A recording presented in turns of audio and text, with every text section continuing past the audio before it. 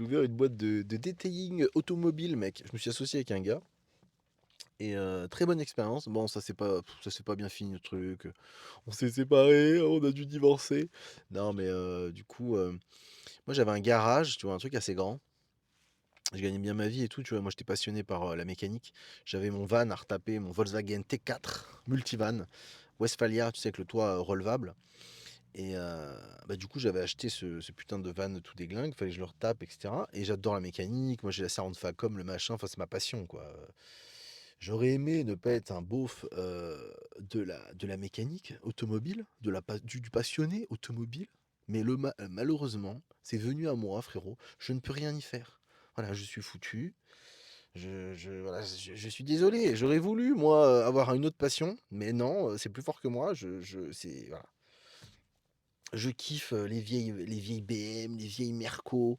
Je kiffe tout ce qui ressemble à rien, tout ce qui est dégueulasse, rouillé, tout ce qui pue, le gasoil, tout ce qui est vraiment, bah, tout ce qui répugne les gens, j'adore, voilà. Tu me montres un vieux Toyota, un 4x4, malheureusement, j'ai jamais eu l'occasion d'avoir un, mais tu me montres un Toyota défoncé, frérot, avec des trous de partout. Oh, je bais, tu vois?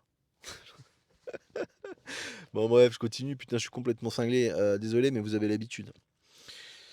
Du coup, j'avais ce garage, j'ai monté la société avec ce gars-là. Et je me suis vite aperçu que bah, c'était assez relou parce que bon, il y a beaucoup de charges, hein, parce qu'il faut payer l'eau, le machin, le loyer, du garage, truc. Il y a les voisins qui cassent les couilles parce que ça fait du bruit, les aspirateurs, les machins, les trucs. Bon, bah, c'est un métier qui est quand même pas évident, hein. Tu te pètes le dos, t'es toujours. Alors au début, c'est marrant parce que t'es dans des belles voitures, tu kiffes et tout. C'est sympa, c'est vachement agréable de rendre une voiture, propre et tout, c'est super agréable, c'est très satisfaisant et ce qui est fou aussi, c'est le retour du client. J'ai eu, quand je nettoyais les bagnoles et que je rendais les bagnoles à certains clients et ben, genre mon gars, dis-toi, les clients étaient plus, satisfaits et me renvoyaient plus de positifs, comment on appelle ça? Genre: «Merci, c'est trop bien ce que vous avez fait, elle est magnifique, putain, c'est trop stylé, bravo et tout, vraiment merci d'avoir fait ça, c'est trop stylé». J'avais plus d'amour des clients quand je nettoyais les bagnoles que quand j'étais infirmier aux urgences, infirmier en psychiatrie, infirmier dans un service de je sais pas quoi de mes couilles, infirmier libéral.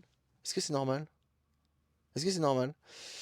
Les humains me donnaient plus d'amour quand je nettoyais leur voiture que quand je leur torchais le cul et je leur faisais les prises de sang et les pansements. On est dans un monde, mon gars, complètement niqué, frérot. Niqué, je te le dis, voilà. Bon. Bon voilà et du coup, ce que je voulais dire par la suite, c'est qu'en fait, j'ai compris que monter une boîte, frérot, c'est très limité. L'effet de levier, il est pourri. Là, on nettoyait une voiture, on prenait 80-100 balles à tout péter. Après, tu as tes charges, tes machins, tes trucs. Si tu veux mettre un salarié pour nettoyer la voiture, frérot, et que tu veux tout déclarer, mais tu t'en sors pas. En fait, tu t'en sors pas. Tu peux pas tu vas pas commencer à on faisait des nettoyages intérieur-extérieur, la bagnole. Je sais plus comment ils pratiquaient les prix. C'était 80 balles, je crois, pour l'intérieur complet et 120 pour l'intérieur extérieur. Bon, c'est pas extrêmement cher, d'accord, mais c'est pas non plus, enfin, c'est pas non plus gratuit, quoi. Mais tu vas pas faire un nettoyage intérieur-extérieur pour 600 balles sur une bagnole, tu vois? Parce que bon, là, tu commences à devenir rentable, tu vois? Quand tu commences à aligner 600 balles pour la voiture, mais personne va payer 600 balles pour l'intérieur-extérieur. Du coup, si tu veux te déléguer du temps, il faut être sur un donc on n'était pas sur un parking, mais il faut être sur un parking de supermarché. Il faut mettre trois quatre gugus et il faut envoyer du débit, quoi. Faut être en fait, faut être voilà, c'est l'emplacement, encore une fois, dans l'immobilier, l'emplacement, l'emplacement, l'emplacement. Bref, cette expérience m'a fait cracher beaucoup d'argent, m'a fait cracher beaucoup de temps, beaucoup d'énergie. Je me suis fait chier à faire plein de trucs, mais ça a été extrêmement bénéfique, tu vois? Parce qu'aujourd'hui, je sais maintenant comment fonctionne une entreprise un peu, tu vois? J'ai compris vraiment la charge mentale, le temps que ça prend, les charges, les impôts, les problèmes avec les clients. Là, moi, j'ai nettoyé la dernière fois mon écran à la con de E39 là. J'ai foutu la première fois, je savais pas, j'ai foutu du nettoyant dessus, j'ai nettoyé. Mon écran, il s'allumait plus, frérot. Il a fini par s'allumer tout seul, il a séché, il s'est rallumé. Imagine, tu fais ça dans une bagnole à je sais pas combien, frérot. Putain. Ou alors imagine, il y a un de tes salariés qui défonce l'écran, ou qui fait je sais pas quoi, qui casse un truc. t'es dans la merde. Faut encore aller ton assurance. Est-ce que t'es assuré? Est-ce que nanani nanana? Est-ce que le gars qui faisait le nettoyage, il était pas en période d'essai? Est-ce qu'il avait un contrat? Est-ce que... Oh putain. Non, non.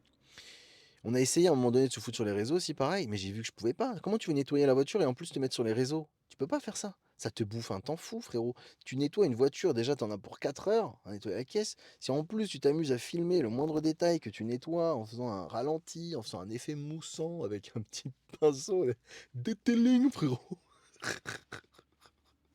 Mais frérot, ta voiture, tu passes 2 jours sur ta putain de voiture à nettoyer ta voiture. C'est un enfer, c'est un enfer. Bon voilà. Bref, voilà, c'est juste pour te dire, mec, que là j'ai découvert un truc, je crois, que, alors oui, il faut avoir les couilles de poser sa gueule sur les réseaux, etc. Mais il semblerait que ça soit vraiment devenu primordial. Voilà. Il aurait fallu que je le fasse avant, mais malheureusement, je n'avais pas les couilles pour me mettre sur les réseaux. C'est un état d'esprit, d'accord? Il faut avoir un état d'esprit vraiment particulièrement bas les couillisme pour accepter de montrer sa gueule à tout le monde comme ça. Parce que tout le monde te juge, tout le monde te crache à la gueule, tu vas tomber sur des haters, etc. Si t'as le malheur d'être un petit peu sensible, bah, ça va être dur, hein. Parce que tu te fais défoncer, frérot. Ah, les gens, ils sont pas tendres, hein. Ils sont pas tendres, les gens. Alors, évidemment, ils sont derrière leur écran, frérot. Il y a personne qui va venir te voir dans la rue. Eh, le viking, je sais pas quoi. Non, il y a personne qui me casse les couilles, bordel. Je suis un brave type, les gars. M'emmerdez pas, s'il vous plaît. Non, mais... Bon, bref, voilà. Tout ça pour te dire quoi? Pour te dire que tu peux monter une société, c'est super. Mais en fait, je pense qu'il faut essayer de limiter à tout prix dans les sociétés, dans l'enrichissement, ou sur les réseaux, ou tout ce que tu veux dans l'investissement. Je pense là maintenant, voilà, à l'instant T, ce que je pense, c'est qu'il faut à tout prix limiter enfin, limiter les charges, l'argent que tu dois dépenser avant de commencer à gagner de l'argent, avant d'avoir un retour. Euh, je dirais aussi que la visibilité, c'est le nerf de la guerre. Voilà. Voilà. J'avais trop sous-estimé ce truc-là. La visibilité, c'est le nerf de la guerre. Il faut se battre pour la visibilité. Peu importe que tu vendes quoi que ce soit, que tu es une petite boulangère, tu vends du pain. Tu vends du pain spécial ou j'en sais rien. Ou tu fais des petits tableaux, tu fais des colliers pour les pieds, frérot. Tu vends des colliers de hippies, de babos, là. Tu montes une putain de chaîne YouTube, une putain de je sais pas quoi, de truc sur les réseaux, tu te fais connaître en montrant ta sale gueule et en racontant tes conneries. Tout le monde est chez soi, enfermé chez soi, mais moi le premier, tout le monde est enfermé chez soi sur son téléphone. Il n'y a plus personne qui sort, frérot. Donc en fait, le seul moyen de communiquer avec des gens, c'est par ce truc-là. Il y en a plein qui sont devant. Donc en fait, peu importe ce que tu as à vendre, un tableau, du pain, un service de nettoyage, un service de ce que tu veux, en fait, ça passe par les réseaux. Donc presque, moi je dirais presque. Ce qu'il faut faire, c'est en premier la visibilité et en deuxième le produit. Incroyable. Incroyable cette prise de conscience. Alors je sais, ça fait un peu...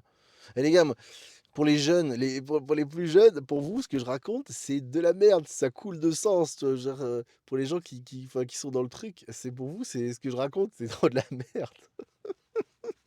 Mais pour les anciens, frérot, là, ma découverte, elle est incroyable. Ma découverte, elle est incroyable, frérot, pour un ancien comme moi. Mais je suis un vieux croton. Ouais, voilà, au bout d'un moment, ouais, t'es un vieux croton, t'es un vieux croton. Donc, ouais, c'est pas évident. Ouais. Bon, dis-moi ce que t'en penses en commentaire, mon ami. Regarde en description, il y a peut-être des trucs qui t'intéressent. Oublie pas de t'abonner, mon petit coquin. Oublie pas de t'abonner. Et puis, bah, les gars, je fais la bise.